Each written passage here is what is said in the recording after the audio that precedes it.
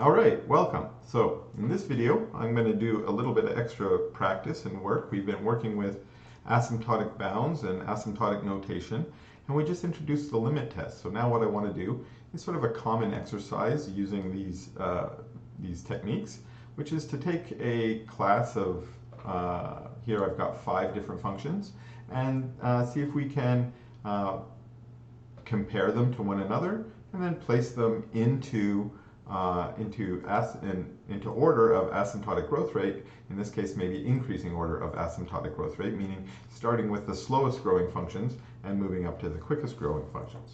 Okay, so let's go ahead and do that. Now to do that, what we're going to do, or what I'm going to do, my strategy is, I'm going to try and take each of these functions. You'll notice they're a little bit tricky. They're not all exactly the simplest form that they could be in. I might simplify them a bit and then try and come up with a good theta bound for them.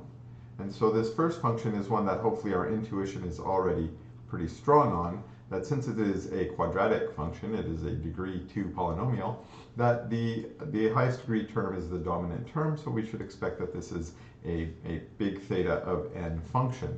So let's go ahead and do that. There's a couple techniques we could use for this. We could use the definitions that we've been working with. Personally, I'm so comfortable working with the definitions that that's usually my standard way to go. But we did just introduce the limit test last time, and this is a problem where the limit test is actually going to be, almost ideal for solving this problem. So remember how the limit test goes. We're going to take our two functions. In this case, we've got this polynomial. I'm going to make that the numerator, minus 6n plus 5. And then on the denominator, I'll put my other function here, n squared. Okay. Now, in computing this limit, I'm going to distribute my denominator through my 3 terms, and I'm also going to distribute the limit. So I'm going to end up with 3 limits. So the first one is going to be n squared over n squared, which of course, when we cancel, just gives us 1. Then we'll get a minus. I'll bring the minus out front here. 6n over n squared. We can cancel one of the n's out there, okay? And then it looks like we'll also get plus one more limit. Well, no n's are going to cancel out on that one. Okay, but this is probably sufficient enough for us to see that if we now compute these limits, these are easy limits to compute. This one completely canceled out and gave us 1. So the limit of 1 as n goes to infinity is just 1. This one we're going to minus off. Well, we've got 6 over n as n goes to infinity. That's just a 0. And then this is also going to be 5 over n squared as n goes to infinity, also 0. So this is 1. So that's enough. Again, we're not exactly writing a proof here, but that's sufficient enough for us to confirm, yep, this is indeed an n squared function. Why again? Because this one here is a constant that is greater than 0. Okay, if it was infinity or 0, we get a different conclusion, but it was a constant greater than 0. Okay, so let's try the next one. Now, this next one, hopefully again our intuition or algebra is already strong enough that we're thinking, okay, what's going to happen here? Okay, well, we're going to get a lot of terms if we multiply this out, but the highest order one, hopefully we can see, will be n to the 8. So what can we prove this? Okay, can we demonstrate this? Can we do this with a limit test? Okay, well here's how we can get started with the limit test. I'm going to try the limit test. It's not the way I would do it. As I said earlier, I work with the definitions so much that they just seem very natural and simple to me that that's the way I would go. And this one already looks troublesome to me. Okay, why? Well, let's write it out. Let's write 2n plus 5 all to the power 8. That power 8 there is, I think, what's going to give us the problem. We can do this limit test. It depends a little bit, the way I see it, it depends a little bit on how clever and how good you are with your math and your calculus.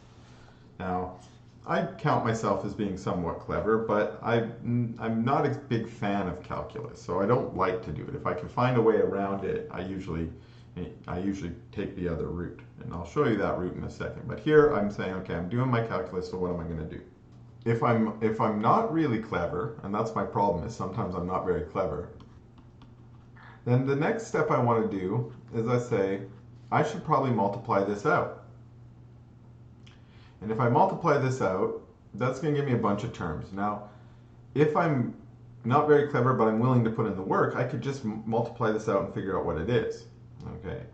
I don't want to do that. That's a little bit too much work for me. Now, if I'm clever, I remember Pascal's triangle. I remember this is a binomial, and I know I can go to the 8th line of the Pascal's triangle and use that. If you know what I'm talking about, great. You already know what this expansion is going to look like. You're going to need to sub in some 2n's and some 5's in there, but you'll probably already know what it looks like. That's good. Okay.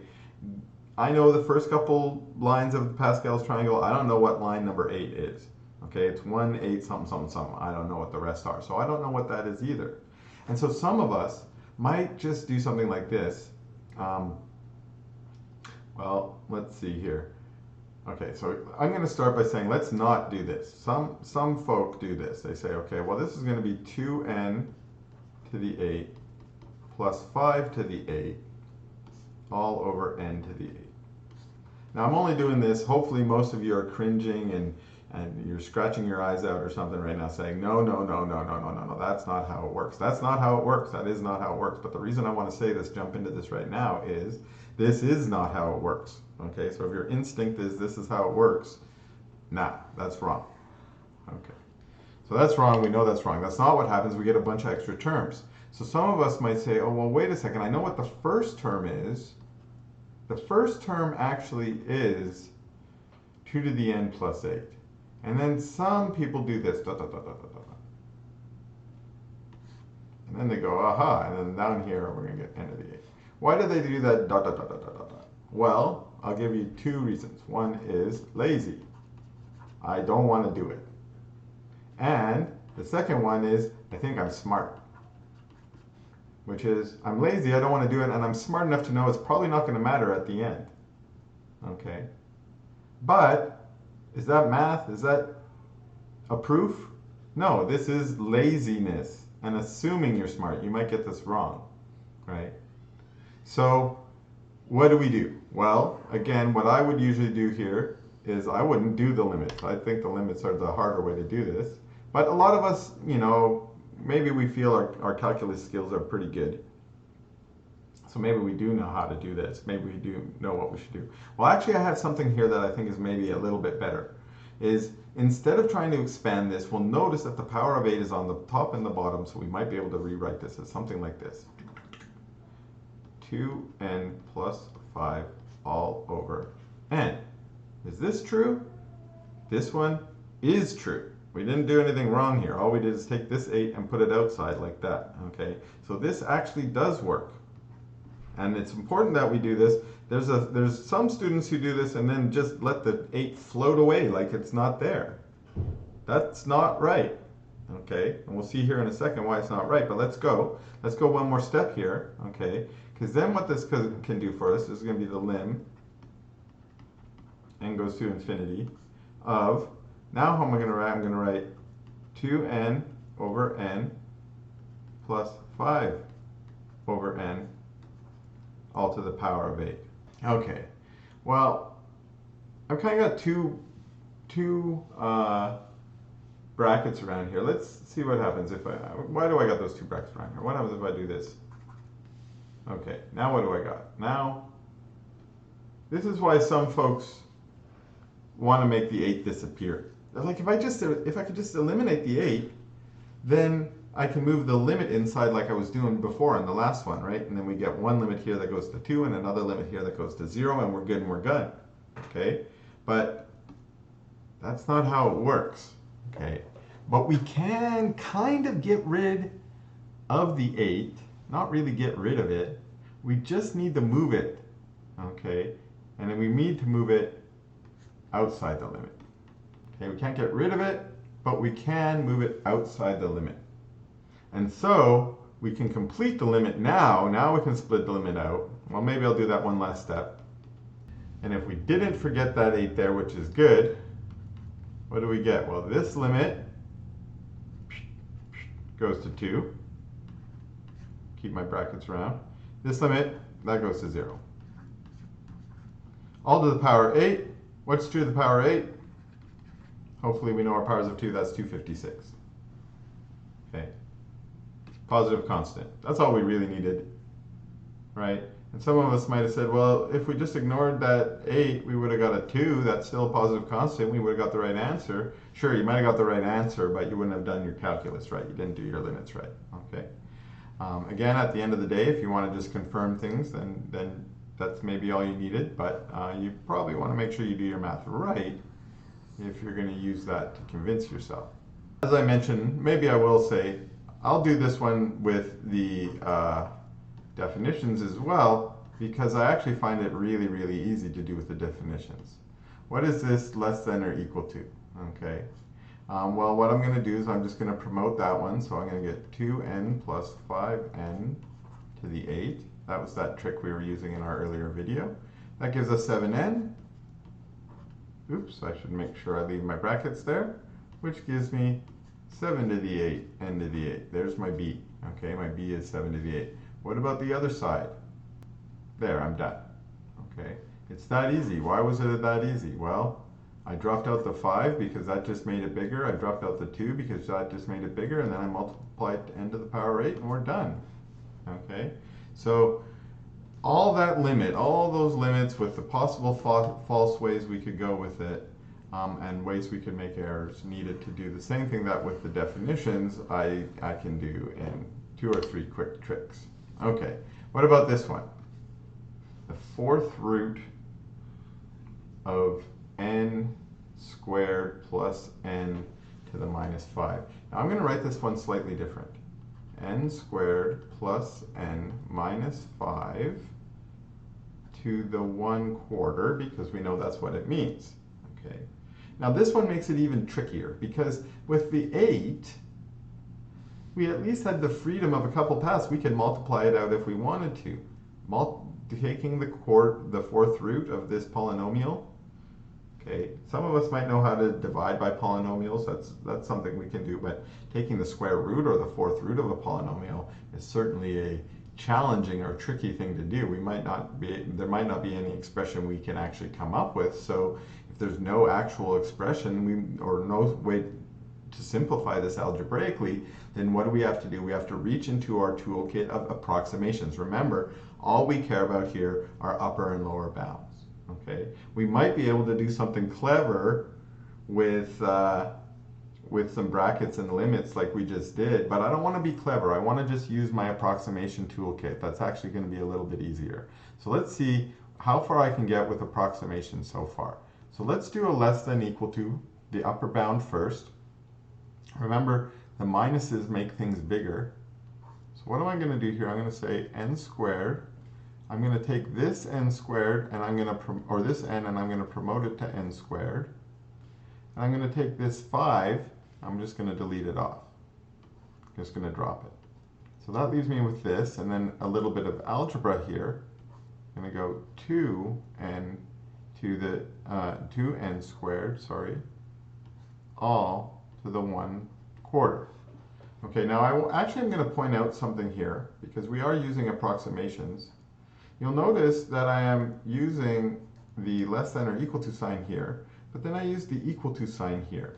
Now, first of all, when you're doing approximations, one thing that's important is if you start with one direction, you always have to go in that same direction. Okay? You can't switch direction. If you do that, you ruin all your math and you can prove anything you want. And so it's just, it's not a correct or valid mathematical move. However, because you're doing less than equals, somewhere in there you could do equals if you wanted. Sometimes you can just do algebra as you go. Now it's standard as you go to always, even if you're just doing equals, to use the less than or equal to sign as you go, every step. That's usually to remind your reader that you're not breaking the rules and you're not going backwards.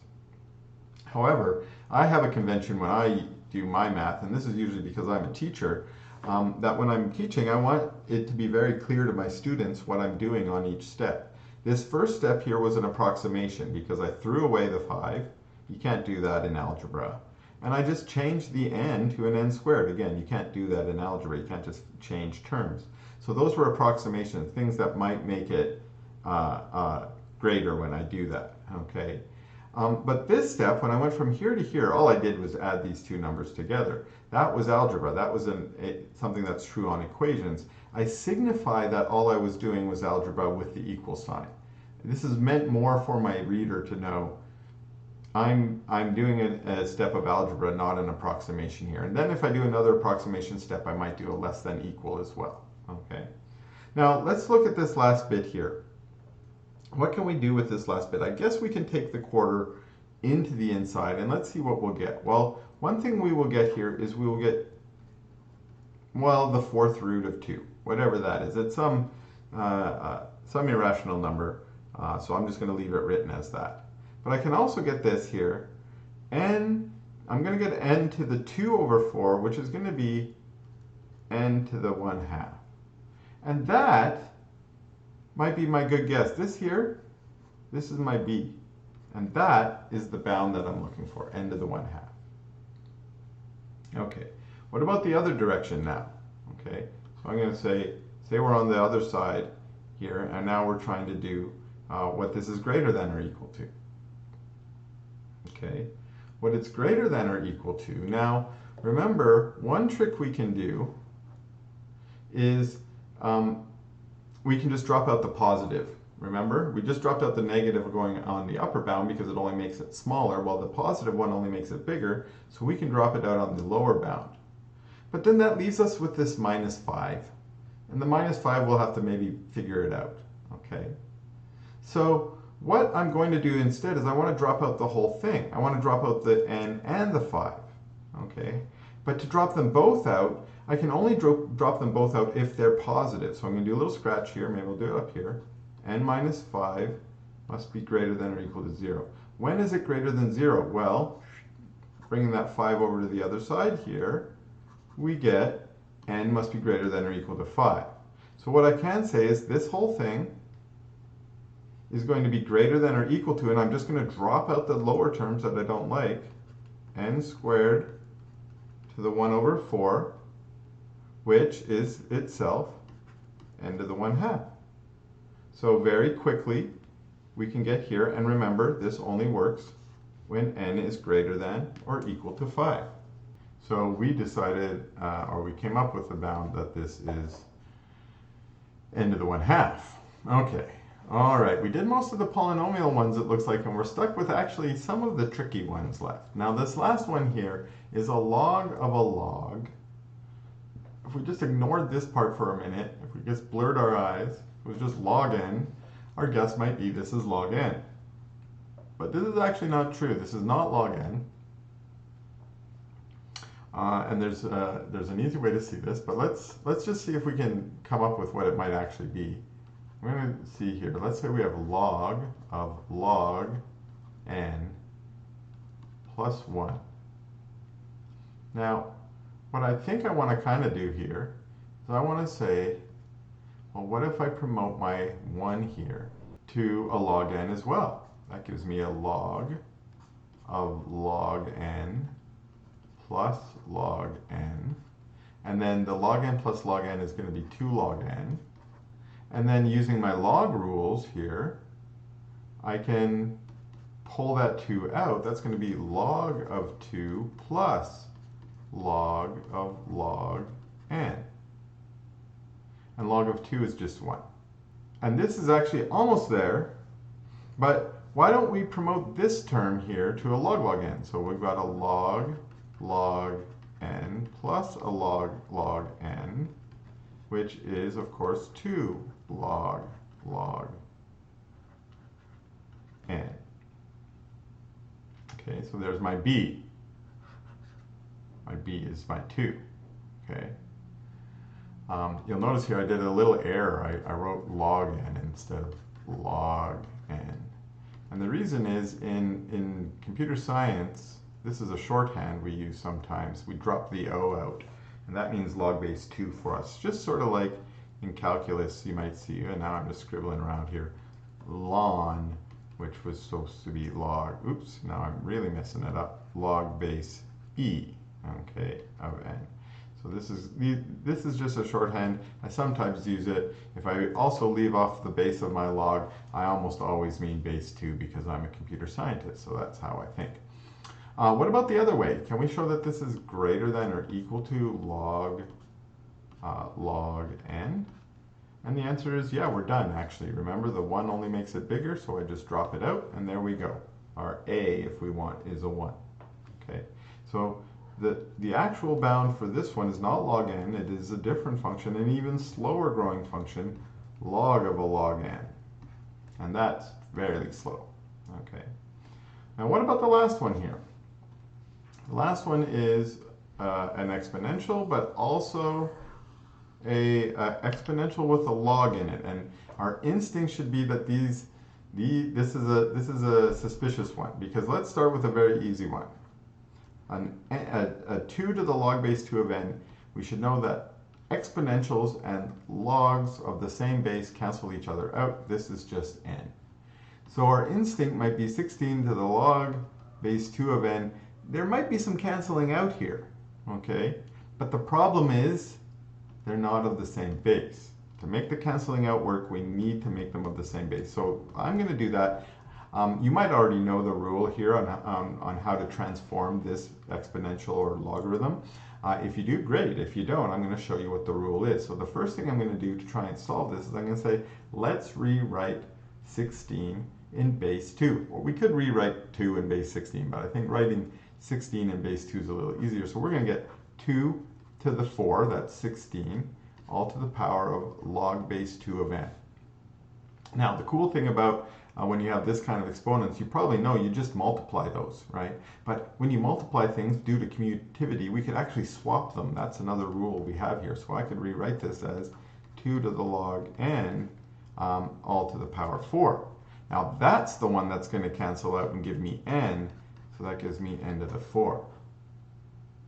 Okay, now what I just did here to get from here to here equals equals equals. There was no bounds there at all. This is an upper and a lower bound. This is exactly what it's equal to.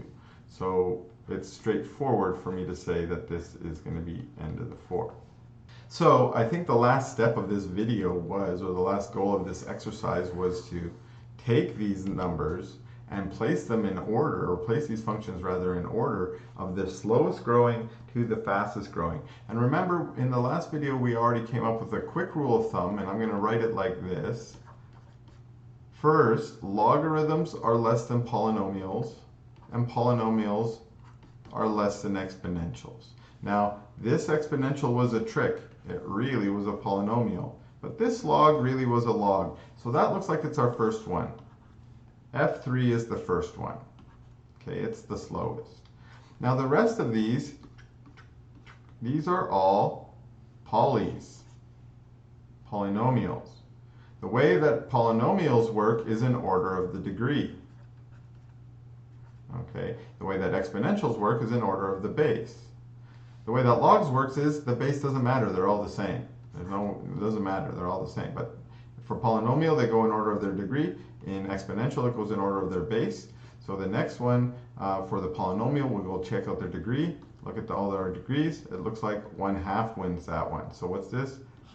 F2. Okay, might cross that one off. We got this one. What's next? 2, 4, 8. Looks like it's 2, so that's F0. Okay, got that one.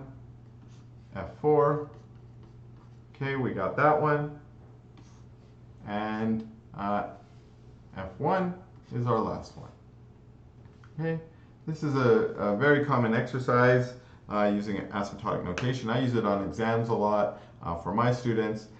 Take some functions, put them in order, maybe run a couple of limit tests here and there to make sure you're right, like we did. And when you're done, you're done. So here, I think we're done. So thanks a lot for watching, and we'll see you in the next video.